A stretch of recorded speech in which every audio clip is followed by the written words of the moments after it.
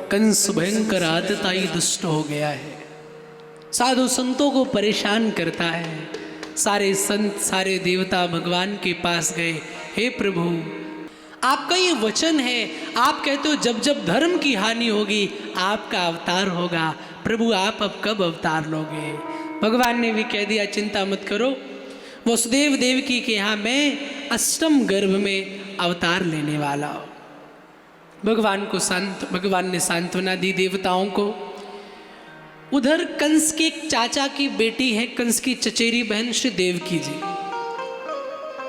तो देवकी के विवाह के लिए कंस बड़ा चिंतित है। तो मन में आया किसके साथ विवाह करें, तो सोचा कि ऐसे किसी राजा के साथ जिसको मैंने जीता ना हो। तो कंस की कुछ बहनें पहले से सूरसेन के पुत्र वसुदेव के साथ ब्याही थी। अब कंस को ऐसा कोई तो नजर नहीं आया जिसको जीता ना हो। अभिमानी व्यक्ति तो इन चीजों को महत्व देता है। शादी करेंगे तो हमसे पद में बड़े हो, शादी करें तो हमसे पैसे में बड़े हो। एक काम कहूँ बताऊँ ना, विवाह कन्या के लिए खोजना तो ये मत देखना कि ज़्यादा धनवान है, कि ज़्यादा बलवान है, कि ज़्यादा पैसे वाला है। ये देखना कि वो ज़्यादा धर्मवान होना चाहिए, उसके जीवन में धर्म है कि नहीं। आप अपनी बेटी को किसको दे रहे हैं? जो मांस खाता है, जो मदिरा पीता है, जो अधर्म की बात करता है? ना जी ना, उसको देना है जो धर्मात्मा है। पैसा भले कम हो, यदि भक्ति धर्म है तो बेटी का विवाह कर दो। लेकिन कंस जैसा भाई कौन होता है जो सिर्फ बेटिया के लिए पैसा देखता है? पैसे वाले बस यही शादी कर दो, और बाद में वही जब भगाई जाती है, मारी जाती है, फिर रोते हैं आप। तो कंस ने कहा कि चलो कोई नहीं, वसुदेव के साथ कर देते हैं। शादी तय कर दी, बारात आई। कंस भावुक हो गया, अपनी बहन देवकी का विवाह करने के लिए स्वयं विदाई में रथ हाँकने के लिए चल दिया।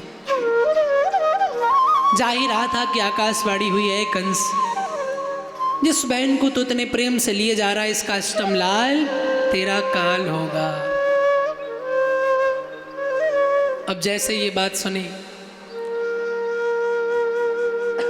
कंस ने देवकी को नीचे पकड़ के उतार लिया और तलवार निकाल के मारने चला। लेकिन एक पति का धर्म है अपनी पत्नी को 3 समय पर न छोड़ना। कौन कौन? बीमारी के समय, संकट के समय और अकेले। 3 स्थानों पर पत्नी को नहीं छोड़ना चाहिए, ये पति का धर्म है। कंस के चरणों में गिर गए वसुदेव जी, बोले प्रभु कमी इसकी संतान की है, इसकी तो नहीं है। आपको सजा देनी हो तो इसके संतान को देना, इसे क्यों दे रहे हो? तो कंस को बात समझ में आ गई। कंस ने कहा ठीक है, पर तुम दोनों को जेल में रहना पड़ेगा। बोले ठीक, हम रह लेंगे। अब वसुदेव देव की जेल में आ गए हैं और 6 पुत्र हुए। उसमें से पहला पुत्र हुआ तो कंस के यहाँ वसुदेव जी स्वयं लेकर के गए, लेकिन कंस ने नहीं मारा। बोले 8वें को मारेंगे। लेकिन नारद जी को लगा दुष्ट भक्त बन जाएगा तो कैसे काम चलेगा। तो कमल का फूल लेके आ गए। बोले कंस बता पहली पंखुड़ी कौन कौन 8वीं? इधर से गिनते तो पहली, इधर से गिनते तो आखिरी। कंस समझ गया, बच्चे को लिया, मार दिया। 6 बेटों को मार दिया। 7वें गर्भ की बारी है और उसमें हमारे शेष जी महाराज के आने की बारी है। किसकी? श्री बलराम जी महाराज की। तो योग माया से भगवान ने कहा इस गर्भ को खींचकर रोहिणी के गर्भ में स्थापित कर दो। अब एक शंका आती है कि रोहिणी भी वसुदेव की पत्नी है, पर जेल में बंद है तो पुत्र संतान हो गई, समाज वालों ने कुछ कहा नहीं, कैसे हो सकती बिना पति के संतान?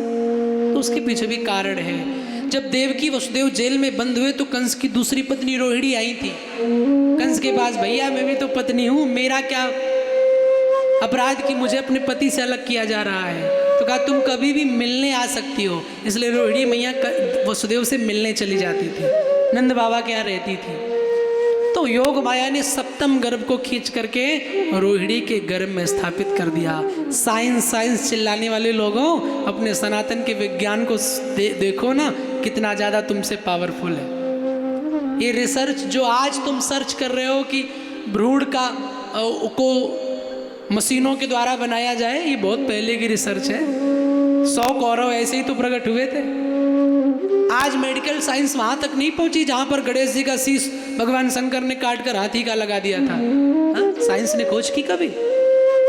परसों जब चंद्रयान 3 पहुंचा तो वैज्ञानिकों को पता चला कि वहाँ 15 दिन की रात और 15 दिन का दिन होता है। ये बात हम पहले से चिल्ला रहे हैं कि 15 दिन कृष्ण पक्ष, 15 दिन शुक्ल पक्ष, पर अपनी बात कहाँ समझ में आती है। डार्विन की थ्योरी जिस सिद्धांत की बात करती है वो सृष्टि रचना हम पहले से सुनाते आ रहे हैं। बिग बैंग की थ्योरी जो कहती ब्रह्मांड नश्वर है हम पहले से बताते आ रहे हैं। पर तुम्हें अपने धर्म पर कहाँ विश्वास है?